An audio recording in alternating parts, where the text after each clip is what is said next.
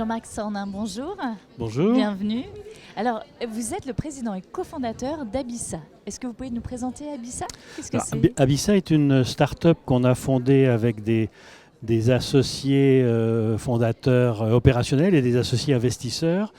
C'est une société qu'on a fondée en 2019. C'est une société dont l'objectif est de faire l'exploration des fonds marins, des grands fonds marins. D'accord. Nous avons un passé d'océanographe et on s'est lancé dans l'aventure entrepreneuriale. Et pourquoi alors? Qu'est-ce que ça changeait, ce switch de passer entrepreneur? Les grands fonds marins sont totalement méconnus.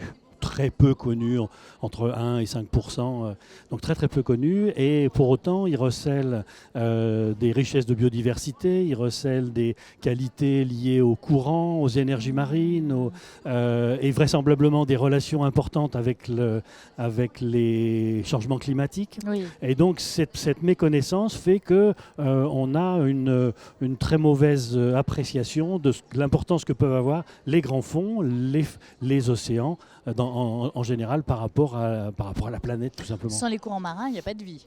Sans les courants marins, il n'y a pas de vie, mais là, moi, je vous parle même des courants très profonds, oui, qui sont vraiment méconnus. Les courants de surface sont en relation avec les courants profonds, qui eux-mêmes sont peut-être influencés par les changements climatiques. C'est exactement ça, oui. Ouais. Quelle innovation avez-vous déjà peut-être mise en place? Alors, on a été lauréat du concours mondial de l'innovation pour un procédé d'exploration extensif, non intrusif, capable de descendre jusqu'à 3000 mètres, avec des sous-marins autonomes, on appelle ça des AUV, des véhicules tout à fait autonomes qui naviguent en flotte. Et c'est ça l'innovation, c'est de les faire naviguer en flotte coordonnée, de manière à avoir cette vision très extensive, compte tenu de l'étendue massive des océans et de la méconnaissance qu'on en a.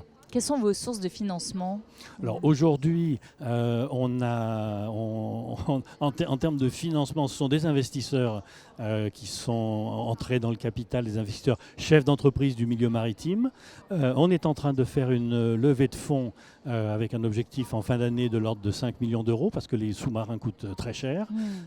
Et nos clients, qui peuvent être aussi en relation avec les financements dont on a besoin, nos clients sont essentiellement des organismes publics. Vous avez pu observer déjà l'impact de la canicule de l'été 2022? Non, en fait là on travaille vraiment sur... On avait cet été, on avait une opération au large de la Corse. D'accord. Donc, mais à très grande profondeur, 2005. Oui. Donc là on n'a pas encore du tout, on n'est pas du tout dans la même échelle. Ce dont vous parlez va plutôt concerner la surface. La surface. Comment votre start-up évolue depuis sa création? Alors, on a démarré et on était en plein décollage quand on s'est pris le mur de la Covid. Oui. Donc là, ça nous a vraiment freiné. Compte tenu de l'activité, on travaille essentiellement sur des zones qui sont très éloignées de notre base.